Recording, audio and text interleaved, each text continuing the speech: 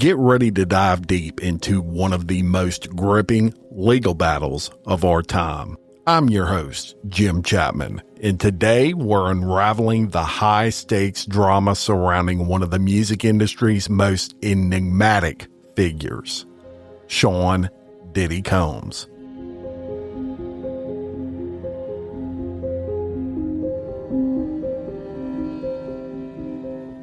In a case that has captivated millions, the courtroom has become a battleground for fame, fortune, and the dark secrets that lurk beneath the glittering surface of celebrity life. As the gavel comes down, we'll explore the allegations, the testimonies, and the shocking twists that could change the course of Diddy's legacy forever.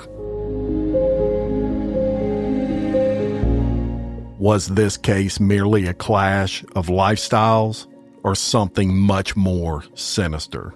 With each episode, I will bring you exclusive insights, analysis, and witness testimony accounts that will leave you on the edge of your seat.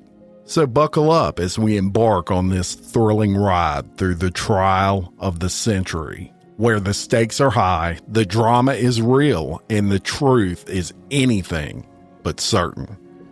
This is the trial of Sean Combs. Let's get started.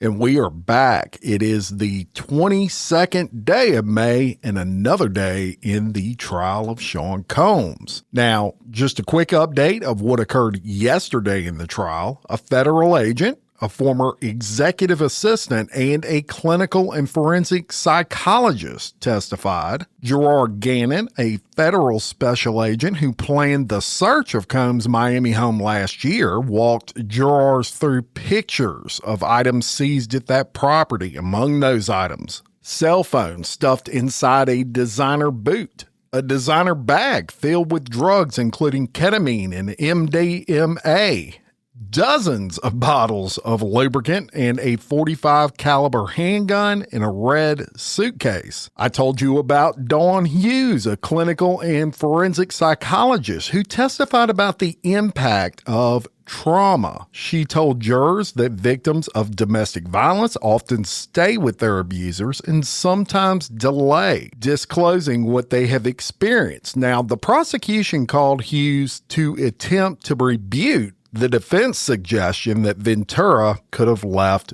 Combs. George Kaplan, a former assistant to Combs who was granted immunity to testify, he told jurors that Diddy threatened his job almost monthly. He told jurors how he bought supplies for Combs' hotel room, including candles, baby oil, and lubricant. And that's where we're picking up today. That is the continuation of George Kaplan's testimony. He returns to the witness stand, and prosecutor Maureen Comey will be questioning him today. So Kaplan begins his testimony by discussing an incident that he witnessed between Combs and Cassie in 2015 during a private plane ride to Las Vegas. He testified that he was seated at a table on that plane and he heard glass shattering. He then saw Combs standing over Cassie with a whiskey glass while she was on her back with her legs out, trying to create space and basically try to kick Combs away from her. He heard a scuffle, and then Cassie screamed, quote, "Isn't anybody seeing this?" unquote, before hearing more glass crashing. Now, Kaplan testified that he was only 23 years old at this time. And he said security did not intervene, nor did he. He said Combs came up to sit in the plane's cabin, but told Cassie to stay in the back, where a bedroom was located behind a partition. Kaplan also recalled having to rush out of Combs' home to buy health and beauty items to cover up nasty bruises on Ventura's face. He recalled the incident, which occurred in Los Angeles in 2015, when he said he saw a visibly upset Cassie with bruising under her right eyebrow. That prompted Combs to order him to get over-the-counter lotions and remedies to mask the discoloration. He went on to say that he specifically remembered buying witch hazel. He further testified that he left his job as Combs' assistant in December of 2015 because he was not comfortable with the physical behavior he witnessed over the months in that role. He said it was a challenging decision, but that he knew it was the right thing to do.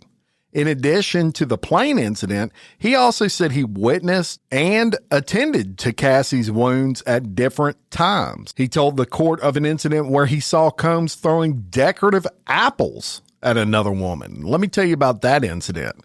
It occurred in Miami between Combs and a woman named Gina.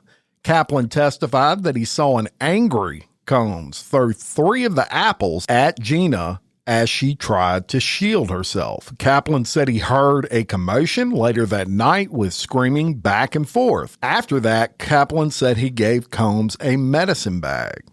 Now, others have testified that Combs had a Louis Vuitton med bag full of illicit drugs, so you know what was in there. Kaplan said he put in his resignation on September of 2015, but that the reason he gave Combs was that his father was sick with cancer. He said that Combs was very gracious at the time, but also testified that he had to compartmentalize his experience working for Combs and even had to lie, right, to get out of that job. And with that, defense lawyer Mark Agnafilo, he turns and he approaches that witness stand and he cross-examines Kaplan. And he kind of pressed Kaplan on if he enjoyed his time for the most part with Diddy working for him. And Kaplan said that despite resigning after witnessing distressing acts of violence, he still praised Combs and said he enjoyed working for him. Kaplan called his work for Combs one of the most incredible times of his life, and he said Diddy was gracious when accepting that resignation. He went on to say that working as Combs' assistant was a once-in-a-lifetime opportunity, and he said that employment pushed him to depths he never knew he was capable of, and that his friends would describe it as his version of Harvard University in his field. If he would have been working yesterday, if he were still employed by Combs, which that would have been May 21st. And Kaplan responded to that question with no. And when asked why, Kaplan elaborated that May 21st was Christopher Wallace, better known as Biggie Smalls or Notorious B.I.G. Some people called him Big. That was his birthday, and Combs gave everyone the day off from work to mark the 1972 date when Wallace was born. And of course, Big was gunned down in Los Angeles on March 9th of 1997. The defense then asked Kaplan about the decorative apple throwing incident I told you about just a minute ago. And Agnafilo asked him if he ever reported that incident to anyone. Kaplan testified he didn't have a recollection of telling anyone outside of the security team about that incident. And then Agnafilo asked Kaplan if Combs had ever threatened him personally, to which Kaplan responded his job was threatened by Combs pretty frequently, but said he was never subjected to threats of physical violence from Diddy. And with that, the defense releases the witness, and the prosecution calls rapper Scott Muscudi, also known as Kid Cudi, to the stand. Now, as Cassie testified last week, she had a brief relationship with Kid Cudi in December of 2011, and that prompted a threat of violence and blackmail, according to Cassie, from Combs. So Kid Cudi takes the stand. He mentions that he briefly met Cassie at an event in 2008, but they didn't start to date until 2011. According to Cudi, Cassie was having problems with Combs at the time, and to his knowledge, he said the couple was not dating when Cassie and Kid Cudi got together. Kid Cudi testified he got a call from Cassie in December of 2011, and she was saying that Combs had found out about the couple and that she asked him to pick her up. She was nervous, and she told Kid Cudi that Combs was abusive. Now, once Cassie was with him, Kid Cudi said he took her to an upscale hotel to keep her safe and away from Combs. At one point, he said he received a call letting him know that Combs and an associate were at Kid Cudi's home. Cudi said the call was made by Combs' employee at the time, Capricorn Clark, and Cassie was on speakerphone with Capricorn Clark. Cudi discussed how angry he was when Combs allegedly broke into his home in the Hollywood Hills, as you would imagine, and he said that Combs was remarkably calm when he called to confront him about it. He went through it and he said Combs answered the phone with, "What's up?" And Cudi said, "Motherfucker, you are in my house?" And he said Combs responded with, "I'm here, waiting for you." He went on to say he wanted to fight Combs, but reminded himself that he didn't know who Combs might have with him. Kid Cudi testified about his car catching fire one day in 2012 while he was about 45 minutes away from his home. He said that his dog sitter called to tell him what was happening and he rushed home. He went on to say a friend sent him photos that showed the top of his Porsche open where a Molotov cocktail was thrown in. Prosecutors then showed photos of that car in court and had Kid Cudi describe them. And I have those photos and I'm going to upload those to the Patreon for y'all to check out for the celebrity members. Now, remember that earlier in this trial, Cassie had testified and she said that Combs threatened her and Kid Cudi, saying that he wanted to set fire to Kid Cudi's car in the man's driveway. Well, seems like that came to fruition, right? She also told the court that Combs assured her that it would not be by his hands and he would make sure he was out of the country when it happened. All this lining up with when that Molotov cocktail was thrown into his vehicle. So Cudi testified that the pair agreed to see each other, him and Combs, at an LA hotel meeting room. And he said when he got there, Combs was already there. He described Combs as calmly looking out of the window with hands behind his back. And he said he looked like a Marvel supervillain. He went on to say that Combs' calmness during their meeting after that car fire was off-putting to him. He said at the end of the meeting, he shook hands with Combs and asked Combs what they were going to do about his car. Combs told Cudi he didn't have any idea what he was talking about. Combs then asked if they were cool, to which Cudi responded that, "Hey man, you burned up my car." At that point, the meeting ended, and he said a few years after that meeting, Combs gave him what he called a general apology for the past, saying it was the last thing that he expected to hear from Combs. So it's the defense turn to cross-examine Kid Cudi, and Brian Steele, the defense attorney, handled that. He approaches the witness stand, and he asked Kid Cudi about that meeting he had with Combs. And as he was asking him, he kind of characterized it as a relationship where both men were played by a female. Cudi actually agreed with Steele and responded, "True," when Steele asked if the person who played both men was Cassie. Steele then asked Kid Cudi if Cassie was living two different lives, to which he responded that she was. The defense then rested, and the prosecution did a short redirect, and they asked Kid Cudi what Cassie had told him about Combs' abuse. And Cudi said that Cassie informed him that Combs would hit and sometimes kick her. And he also discussed why he and Cassie needed to stop seeing each other. And he said, quote, "The drama was too out of hand, and I had to give her some space." And with that, the prosecution released him and court broke for lunch. Now, next up was Myla Morales. And let me tell you who this was. It was a makeup artist Cassandra Ventura mentioned in her testimony. Last week, Ventura told the court Morales stayed behind to take a nap as she and her friends went to a last-minute party at Prince's home.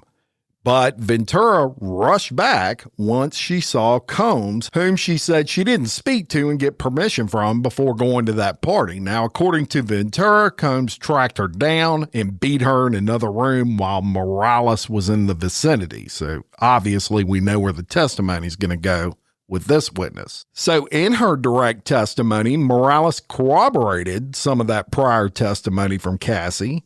She told the court she had stayed behind to take a nap on the couch of Ventura's Beverly Hills hotel room the night of that Prince party.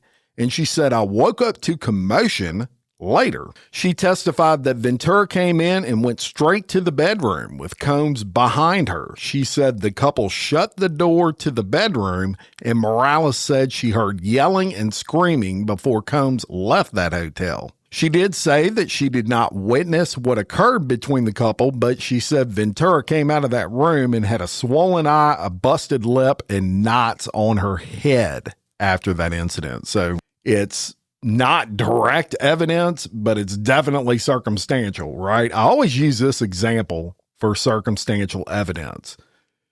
If you hear thunder and lightning and you're inside a building and someone walks through the door of that building, they've got a umbrella that they're closing up.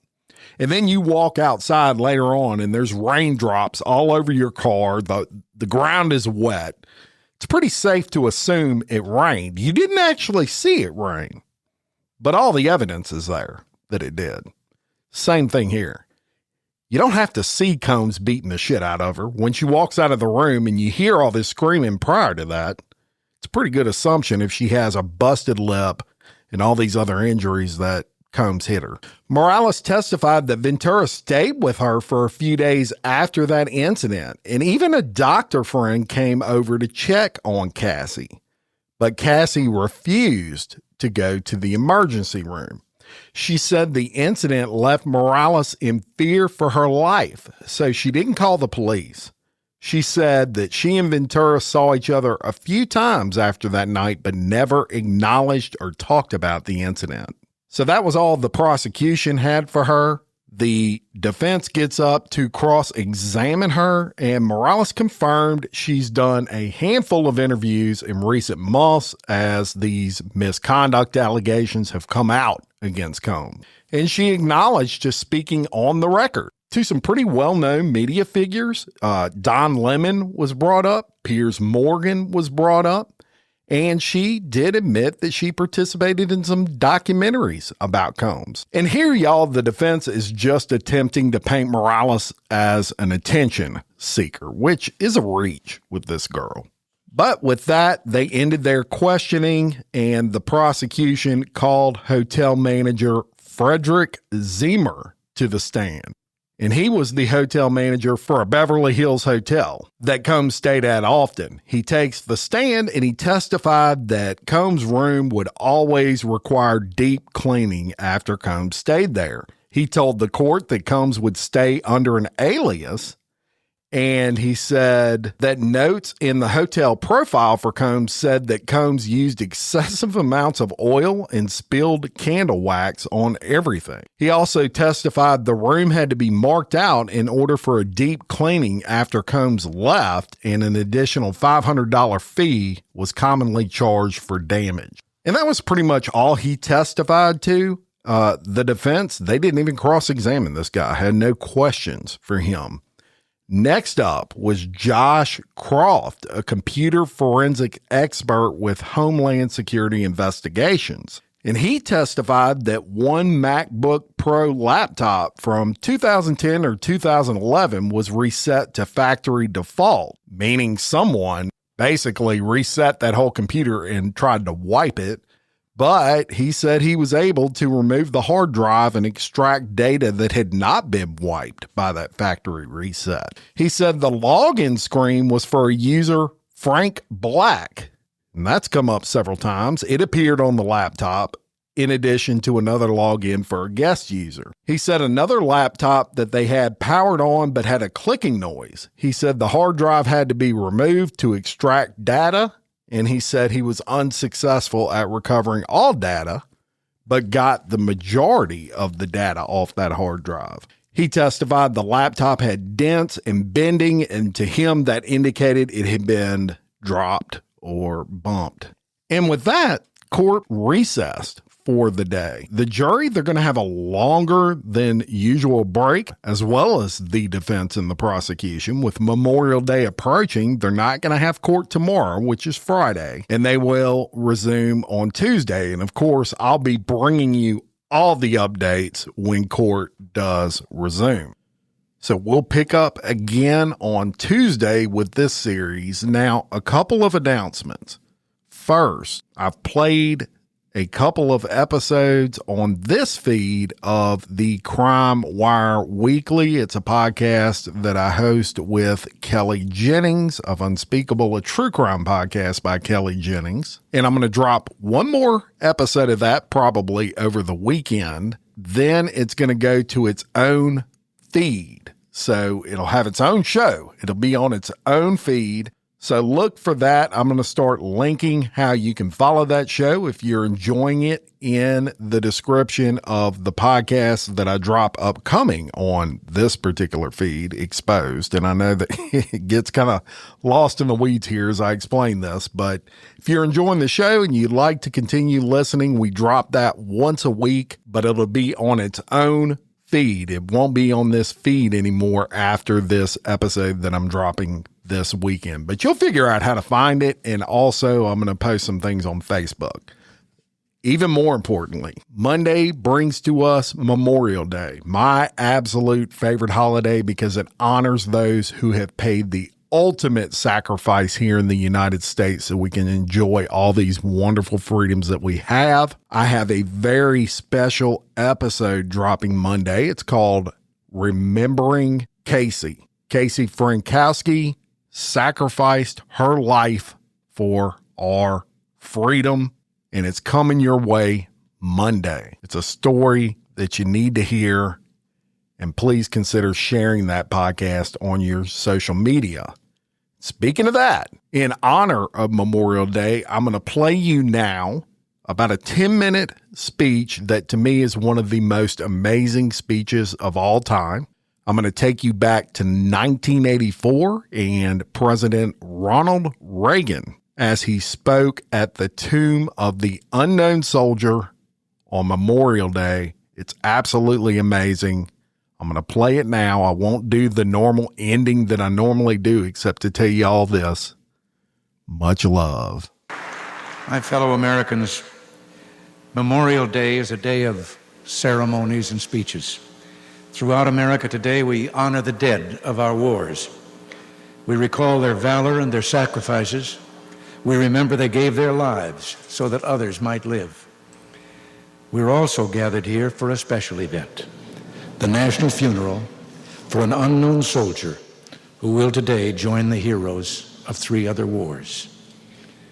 When he spoke at a ceremony at Gettysburg in 1863, President Lincoln reminded us that through their deeds, the dead had spoken more eloquently for themselves than any of the living ever could, and that we're living could only honor them by rededicating ourselves to the cause for which they so willingly gave a last full measure of devotion. Well, this is especially so today, for in our minds and hearts is the memory of Vietnam and all that that conflict meant for those who sacrificed on the field of battle and for their loved ones who suffered here at home. Not long ago, when a memorial was dedicated here in Washington to our Vietnam veterans, the events surrounding that dedication were a stirring reminder of America's resilience, of how our nation could learn and grow and transcend the tragedies of the past. During the dedication ceremonies, the rolls of those who died and are still missing were read for 3 days in a candlelight ceremony at the National Cathedral. And the veterans of Vietnam who were never welcomed home with speeches and bands, but who were never defeated in battle and were heroes as surely as any who have ever fought in a noble cause, staged their own parade on Constitution Avenue. As America watched them, some in wheelchairs, all of them proud, there was a feeling that this nation, that as a nation we were coming together again, and that we had at long last welcomed the boys home. A lot of healing went on, said one combat veteran who helped organize support for the memorial. And then there was this newspaper account that appeared after the ceremonies. I'd like to read it to you. Yesterday, crowds returned to the memorial. Among them was Herbie Pettit, a machinist and former Marine from New Orleans. Last night, he said, standing near the wall, I went out to dinner with some other ex-Marines. There was also a group of college students in the restaurant.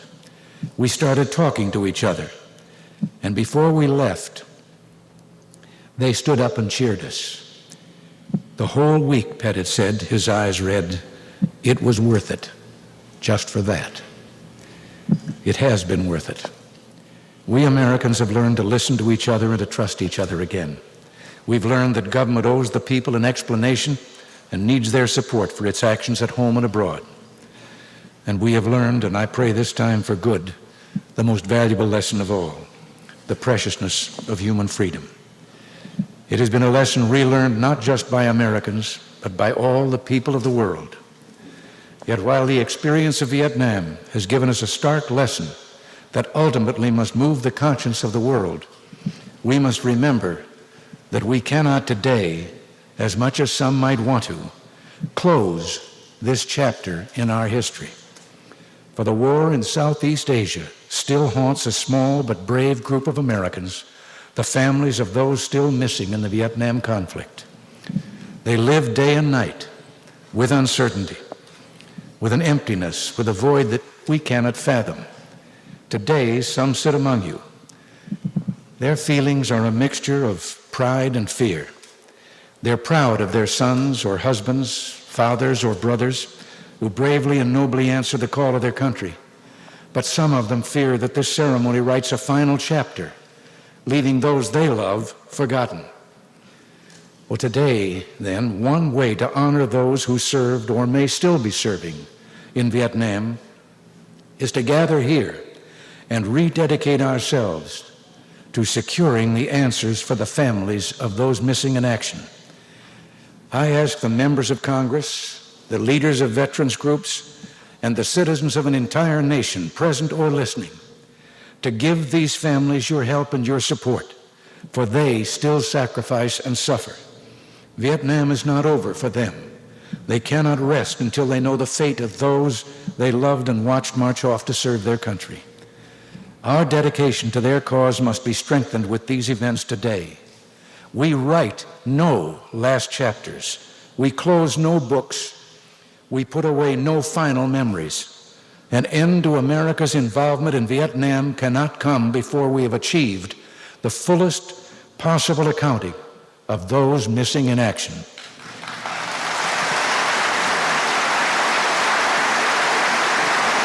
This can only happen when their families know with certainty that this nation discharged her duty to those who served nobly and well.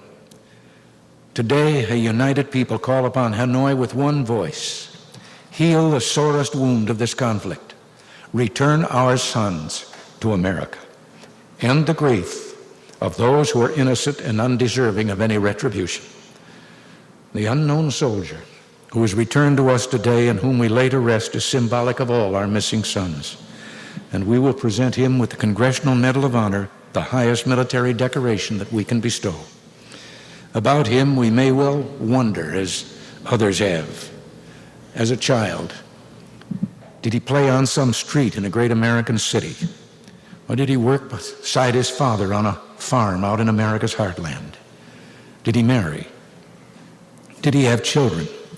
Did he look expectantly to return to a bride? We'll never know the answers to these questions about his life. We do know, though, why he died. He saw the horrors of war, but bravely faced them, certain his own cause and his country's cause was a noble one, that he was fighting for human dignity, for free men everywhere. Today, we pause to embrace him and all who served us so well in a war whose end offered no parades, no flags, and so little thanks. We can be worthy of the values and ideals for which our sons sacrificed, worthy of their courage in the face of a fear that few of us will ever experience, by honoring their commitment and devotion to duty and country. Many veterans of Vietnam still serve in the armed forces, work in our offices, on our farms, and in our factories. Most have kept their experiences private, but most have been strengthened by their call to duty. A grateful nation opens her heart today in gratitude for their sacrifice, for their courage, and for their noble service. Let us, if we must, debate the lessons learned at some other time. Today, we simply say with pride, thank you, dear son. May God cradle you in his loving arms. We present to you our nation's highest award, the Congressional Medal of Honor, for service above and beyond the call of duty in action with the enemy during the Vietnam era.